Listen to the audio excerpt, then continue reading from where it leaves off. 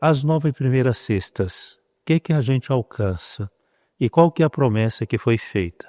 Isso tudo começou nas revelações do Sagrado Coração de Jesus a Santa Margarida Maria Lacoque, na França, onde então ali nós vemos que nasce uma devoção de reparação ao coração misericordioso de Cristo.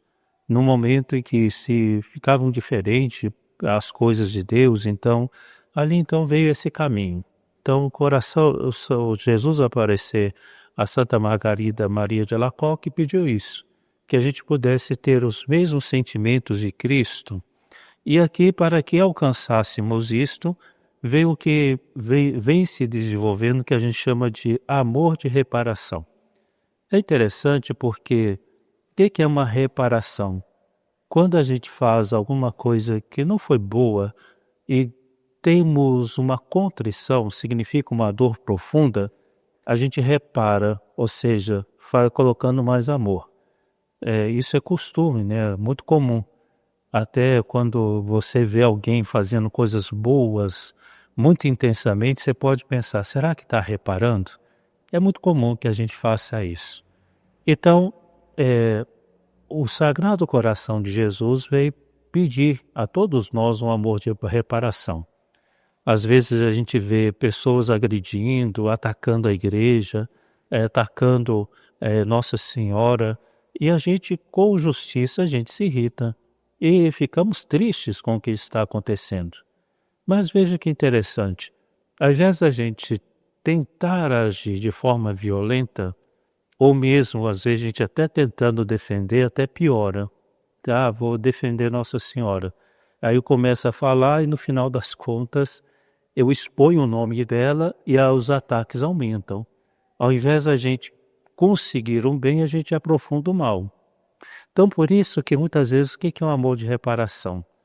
Lógico, isso significa que a gente não vai abandonar a defesa da fé e nem deixar os meios legais, porque em alguns casos as ofensas têm que ser resolvidas. Mas vem uma coisa interessante. Ao invés de eu ir atrás e envenenar-me mais, vou rezar, vou fazer atos de amor em reparação. Então, por isso que a reparação é muito importante. Quando alguém, por exemplo, entra numa igreja, ataca o Santíssimo Sacramento, os atos de reparação, ou seja, fazer adoração, ficar mais tempo na igreja, ser mais eucarístico. Então é isso que vai surgindo, vamos dizer, desse amor ao Sagrado Coração de Jesus. Qual que é a grande promessa que Jesus fez a todos nós através de Santa Margarida? A todos que comungarem nas 9 primeiras cestas consecutivas, concederei a graça da perseverança final. Não morrerão em desgraça, nem sem receber os sacramentos, e o meu coração será para eles refúgio seguro na última hora. Repito, a todos que comungarem nas 9 primeiras cestas consecutivas, concederei a graça da perseverança final. Não morrerão em desgraça, nem sem receber os sacramentos, e o meu coração será para eles refúgio seguro na última hora. Então aqui o que nós entendemos? É um caminho, não é uma mágica. A gente precisa, de fato, nesse tempo se preparar. Quais são as graças associadas à devoção ao coração de Jesus? Perseverança final é a primeira. A graça especial de permanecer na amizade com Deus até o fim da vida, sustentado pela misericórdia divina. Então, que a gente seja perseverante até o último minuto. Segunda parte da promessa. Amor mais profundo à Eucaristia. A prática forma o fiel numa espiritualidade centrada na comunhão frequente e consciente. Não se trata só de comunhão, tá bem? Porque, infelizmente, sumiu do nosso vocabulário, mas quando a gente comunga em pecado grave, a gente comete sacrilégio, né? Então, isso é chamadas comunhões sacrílicas, que infelizmente acontece nessa paróquia, né? A nossa fila de comunhão é muito maior do que a fila de confissão. Então, isso se torna, com certeza, infelizmente, tem comunhões sacrílicas. Então a gente cuidar, né? Comunhões sacrílicas, inclusive nossas, né? Conversão contínua do coração. O ritmo mensal favorece o exame de consciência, a confissão regular e o crescimento espiritual. Perdeu-se muito, né? As primeiras sextas eram dias muito intensos, né? As pessoas recorriam à igreja, confessavam, iam fazer a sua comunhão na primeira sexta-feira do mês, né? Hoje, infelizmente, se apagou muito, né? Até porque entraram outras devoções e desconsideraram a devoção ao Sagrado Coração de Jesus. Quarto, espírito de reparação. Educa para oferecer a própria vida em união com Cristo, reparando pelo amor os pecados do mundo. Ou seja, essa consciência de reparação. Quinto, confiança filial na misericórdia de Cristo. Fortalece a certeza de que o coração de Jesus é refúgio, sobretudo na hora da provação e da morte. Sexto, formação cristã estável. As 9 sextas criam um itinerário pedagógico de fé, disciplina espiritual e fidelidade sacramental. Então, de fato, a pessoa tem que se preparar para isso, né? E as 9 primeiras sextas se tornam um caminho de fé madura, responsável e comprometida.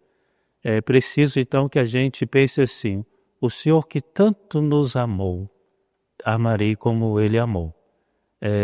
Então é preciso, né, a gente precisa, inclusive, há pessoas que do apostolado, né, tem que trazer isso mais vivamente, né, para ajudar outras pessoas, né? E o que a gente chama de reparação. Um esposo que não vem à missa, um filho que é indiferente, pessoas que debocham da fé. Então nós temos que ter um espírito de reparação, né? E em tudo, né? A missa bem rezada repara muitos pecados, né? O nosso cuidado com as coisas de Deus repara, a caridade que fazemos repara. Então esse espírito de reparação.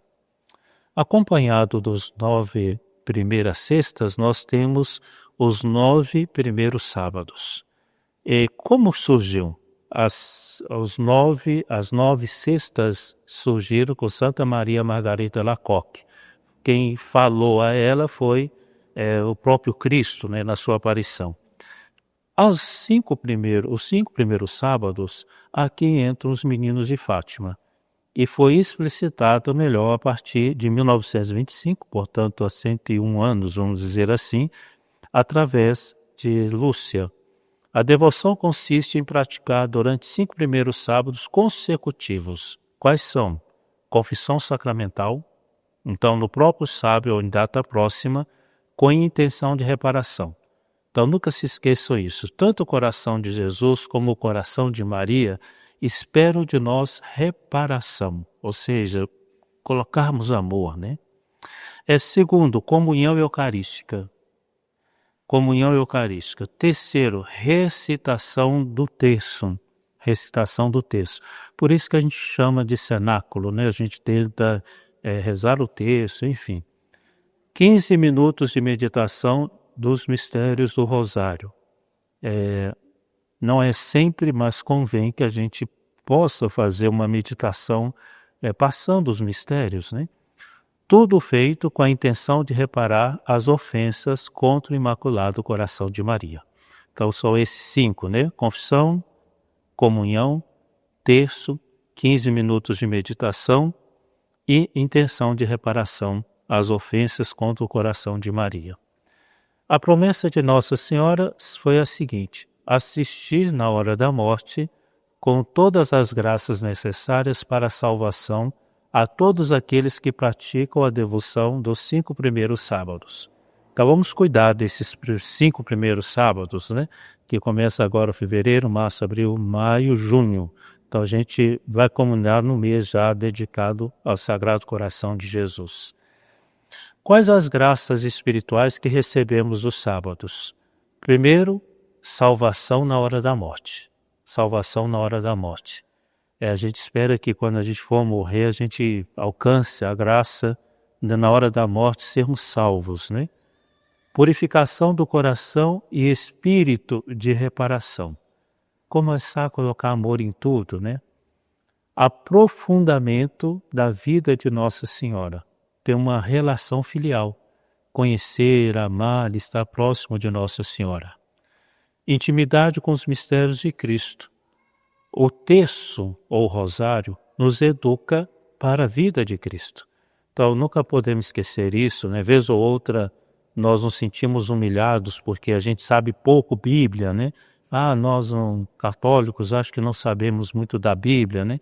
Só que os 20 mistérios do rosário nos faz voltar para Cristo, é a palavra de Deus. Então, quem sabe rezar o rosário tem 20 passagens dentro da cabeça. E assim vai, então é um caminho, né? E a outra graça espiritual, crescimento na fidelidade sacramental. Nossa Senhora nos ajuda a manter confissão e comunhão de forma regular. Então, isso é uma graça de Deus, né? Conseguir confessar-se, né?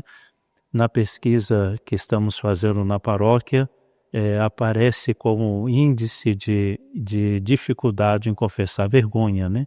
Então, que Nossa Senhora nos torne desavergonhados, né? Sem vergonhas para confessar. Porque quando a gente vai pecar, a gente não tem vergonha. A gente vai lá, peca, né? E sem vergonha mesmo. E agora, na hora de reparar, a gente chega e fica cheio de vergonha, né? Então, que Nossa Senhora tire a vergonha da nossa cara, né? Para a gente ter coragem. Aqui, então, se une as 9 primeiras sextas aos 9 primeiros sábados, em que o coração de Jesus, melhor, o coração de Maria segue o coração de Jesus. E em tudo, reparação e mais proximidade com o amor de Deus. Quem tem a medalha de Nossa Senhora das Graças sabe que no verso estão os 2 corações, o coração de Jesus e o coração de Maria. E a cruz que está atrás, do lado de trás, ela é entrelaçada com o M de Maria. Então, tudo indica para a beleza do coração de Jesus, o coração de Maria. Então, logicamente, os membros do apostolado da oração estão convidados a participar da missa trazendo suas fitas. E no dia a dia, trazer uma medalha de Nossa Senhora, né? Sobretudo de Nossa Senhora das Graças. Bom, e aqui então, só para lembrar qual que é o nosso pedido deste mês. Como é que a gente vai reparar o coração de Jesus? Vítimas de catástrofes e crises humanitárias. Vítimas de catástrofes, né? Nós tivemos acidentes, chuvas, situações em que as pessoas perderam tudo, né? Não sabem o que fazer, ou perderam as coisas, perderam dignidade, né? Catástrofes provocadas por acidentes. Então, rezar por essas pessoas para que não percam a esperança. E aqui perceba uma coisa, isso nos obriga a rezar até por onde a gente nem imagina que tenha catástrofes. Então, não pensar só aqui no nossa cidade ou no nosso estado, né? Mas pensar assim, alguém em algum canto está sofrendo. Que essas orações cheguem até lá. Que essa reparação chegue até lá. E depois isso, né? E as crises humanitárias que a gente vê por causa das guerras, por causa de decisões políticas e pessoas passando fome ou dificuldades, né? E estamos vendo no Brasil aí o problema que se estabeleceu no corte de muitos benefícios de idosos e doentes, né? Isso gera uma crise humanitária, né? Então, e isso é grave. Então temos que rezar para que não, quanta gente que está jogada de novo por sistemas injustos que foram aplicados repentinamente, né? E tomemos por fim, nessa segunda parte, não tão longo, mas a palavra de Deus de hoje. Nós estamos no tempo do Natal, né? O tempo do Natal vai se estender até o dia do batismo do Senhor. Então nós terminamos a oitava. A oitava significa que foi um dia só. Do dia 25 ao dia 1º, para nós católicos, um dia só. Tanto é que todos os dias nós cantamos o Glória ou rezamos o Glória. Terminado a oitava, a gente entra no tempo do Natal antes da Epifania. Então, domingo, no Brasil, nós vamos rezar a Epifania, não no dia 6. Mas a tradição chama Folia de Reis, né, que é tão bonito. E a Folia de Reis, o que é? As pessoas vão visitar o menino Jesus nos vários presépios, né? Então, aí dia 6 antes da Epifania. Depois, outro tempo, o tempo do Natal depois da Epifania. Então, nós vamos até o dia do batismo do Senhor. E o ciclo do Natal, acho que isso eu expliquei numa das missas, se encerra no dia 2 de fevereiro, no dia da apresentação do Senhor. Ali, no dia 2 de fevereiro, a gente começa a cerimônia dizendo: passado 40 dias do nascimento de nosso Senhor Jesus Cristo, aí o padre, em algum lugar dentro da igreja ou fora, ou em outro lugar, dá a bênção das velas. Por isso que também é chamada de festa de Nossa Senhora da Candelária, ou seja, das luzes.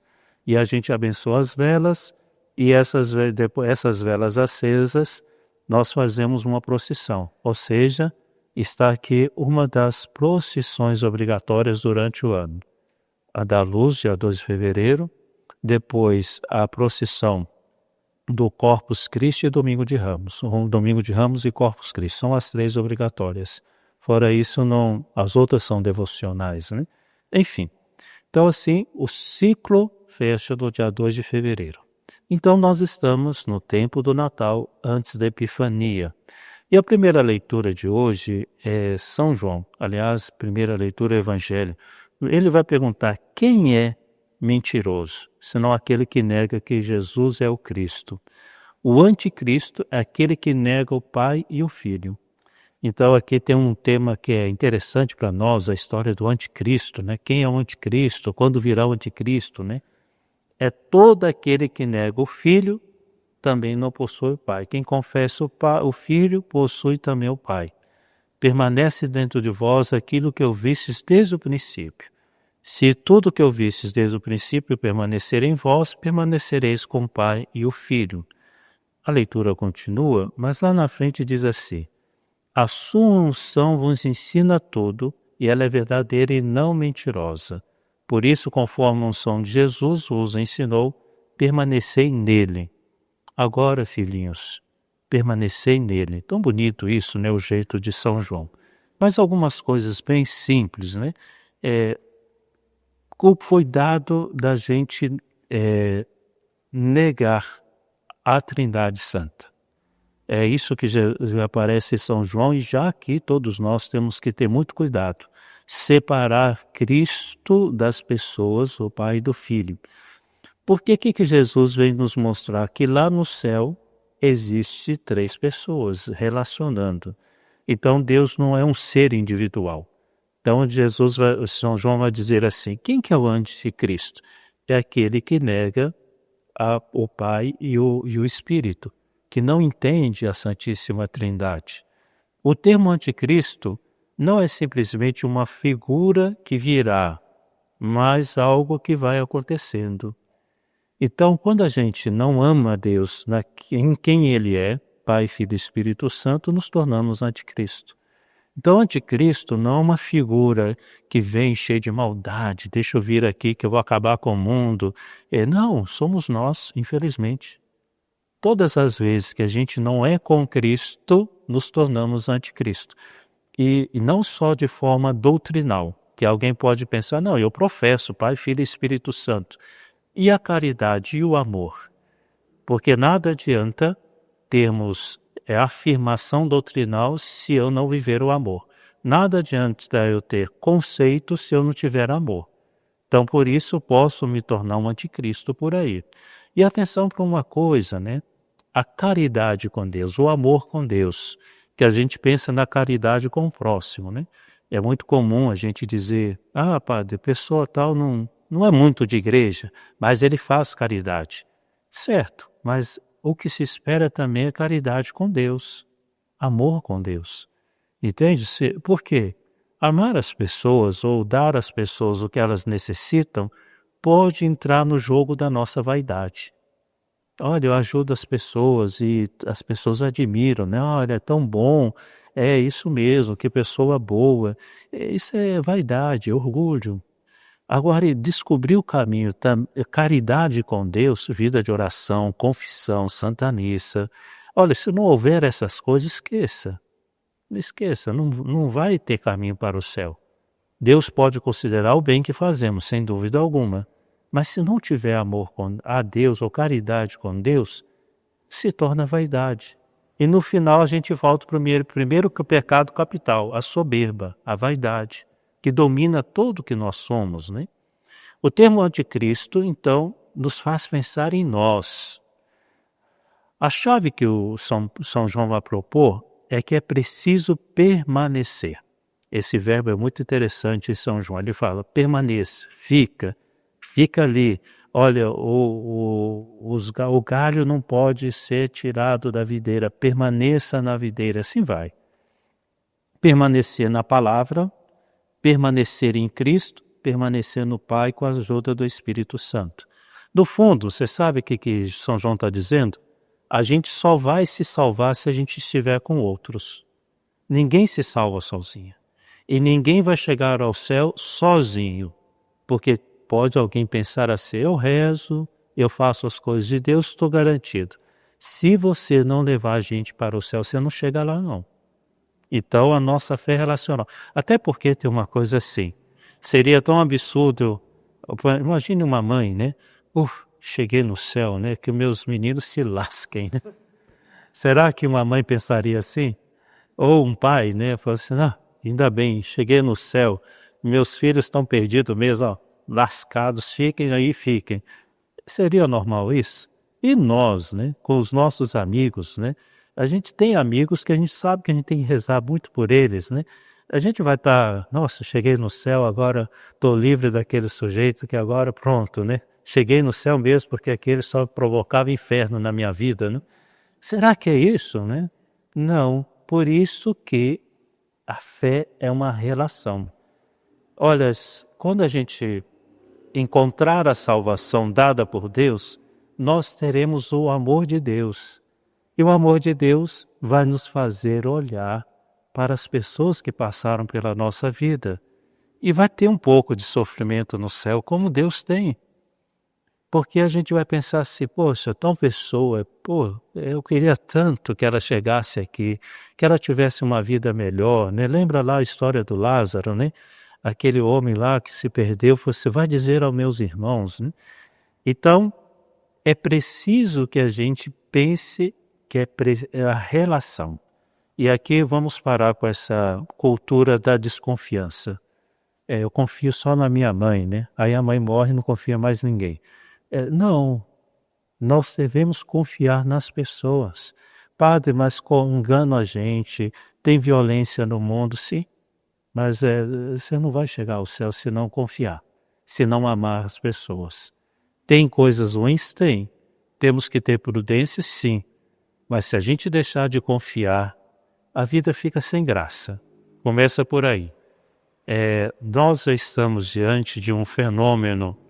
Muitos solteirões, pessoas que decidiram não se casar por egoísmo, a pessoa não foi por vocação, por egoísmo. Não, para eu ter mais dinheiro, para eu poder viajar. E o que está resultando isso? As pessoas estão sozinhas, bem feito. E por quê? Tem que relacionar, né?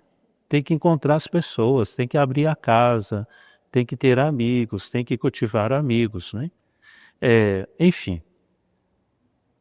o evangelho de hoje, João, de novo, vem nos dizer, este foi o testemunho de João. Quando os judeus enviaram em Jerusalém sacerdotes levitas para perguntar, quem é você? João disse e confessou, não sou o Messias. Quem és então, Elias? João respondeu, não sou. Eles perguntaram, és um profeta? Ele respondeu, não. Perguntaram, quem é você então? E aí, e o que você fala de si mesmo? E João vai dizer, eu sou a voz que grita no deserto, aplainai o caminho do Senhor. Os que tinham sido enviados pertenciam aos fariseus e perguntaram, e por que você anda batizando, se não é Messias, nem Elias o profeta? João respondeu, eu batizo com água, mas virá aquele que vós não conheceis e que vem depois de mim. Eu não mereço desamarrar a correia de suas sandálias. Enfim, então aqui a gente encontra São João Batista novamente, né? E São João Batista vem fazer uma reflexão para nós sobre o seu papel. Não é o Messias, não é o Salvador, ele não é o Elias que reviveu e nem é um profeta. E de fato Jesus vai dizer isso, né? Vocês não estão achando que é Elias? Não. Aqui está quem é maior do que Elias. Jesus vai dizer de João Batista, né? Então, a identidade de Jesus, de João, só se entende a partir de Jesus. O que isso significa? As pessoas deveriam entender nós olhando para Jesus, não olhando para nós. É isso que João Batista está dizendo. Vocês querem me entender, vocês têm que olhar para Jesus, não para mim. Não venho salvar, não venho... É Jesus. E por que isso é muito importante? Para que as pessoas que convivem conosco entendam que devemos olhar para Jesus. Quer ajudar alguém? Eu e vocês vamos olhar para Jesus. Quando o padre vai dar a direção espiritual, não é fazer nivaldinos. Agora você vai ser um pequeno nivaldino ou nivaldete, né? Não é isso não. Nós somos Cristo. Então, tanto o padre como a pessoa, vamos olhar para Cristo. Se eu for como o senhor padre, não pode nem ser, né? Porque não se trata, vamos dizer assim, de seguir uma pessoa, mas de encontrar Cristo. Isso que é o importante. E aqui então vemos exatamente João nos ensinando isto, né? É preciso olhar para Jesus. É uma voz que grita no deserto. Nós seremos voz que grita no deserto. O que significa? O mundo parece um deserto, de gente perdida, de gente que está sem saber o que fazer. Vamos continuar falando? Vamos continuar falando do Senhor? Entende? Voz que grita no deserto. Só eu falando sozinho, como João Batista. Então devemos ser voz que grita no deserto. Não deixemos de falar de Deus, né? O batismo com água é um rito provisório. Só que, no nosso caso, não se trata de um rito provisório. O batismo é a nossa transformação em Cristo. Essa é a diferença que aconteceu. Então se trata de uma transformação nossa em Cristo. E o nosso batismo é também um batismo do Espírito Santo, né? Então alguns dizem, fui batizado, agora serei batizado no Espírito Santo. No batismo já recebemos o Espírito Santo. Então assim, vamos no dia de hoje lembrar-se, toda primeira sexta-feira precisa ter um espírito de penitência também, tá bem? Porque nós estamos atrás de uma vida muito confortável, cheia de coisas boas, murmurações, reclamações, né? Parece que nós estamos muito mimados, muito mimados. E uma das coisas importantes na sexta-feira, sobretudo primeira sexta-feira, é penitência. Isso repara o coração de Jesus e torna as pessoas mais fortes, né? É preciso que a gente recupere a reparação também pelo espírito de penitência. Então vamos começar a recordar na sexta-feira, né? Ao invés da gente ficar, nossa, que calor, nossa, e essa reclamação, todo mundo sabe que está quente, mas para quê? Para que a gente fica reclamando? Murmuração demonstra imaturidade da pessoa, né? A gente não suporta nem um pouquinho. Voltar a ter isso como caminho, né? Isso se tornar pessoas mais elegantes. Isso é importante, né? Muitas vezes o pessoal diz, padre, você coloca tanta roupa, né? E não está quente. Olha, não preocupa com isso não, né? Vamos virar gente grande, né? E vamos se tornar maduros, né? E, enfim, cuidar, né? Depois cuidar que a gente coloque amor no que vamos fazer. Mais amor no que vamos fazer, né? E como deixou bem claro para nós o evangelho de hoje, é Jesus. Jesus e com as pessoas. Ninguém vai chegar ao céu sozinhos, tá bem? E nem com coisas, né? Como dizíamos outro dia numa meditação, né? Caixão não tem gaveta.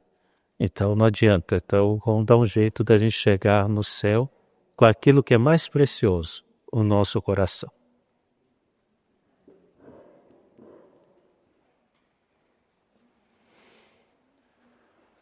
Dou-te graças, meu Deus, pelos bons propósitos, afetos e inspirações que nos comunicastes nesta meditação. Peço ajuda para os pôr em prática. Minha Mãe Imaculada, São José, meu Pai Senhor, meu anjo da guarda, intercedei por mim. Amém.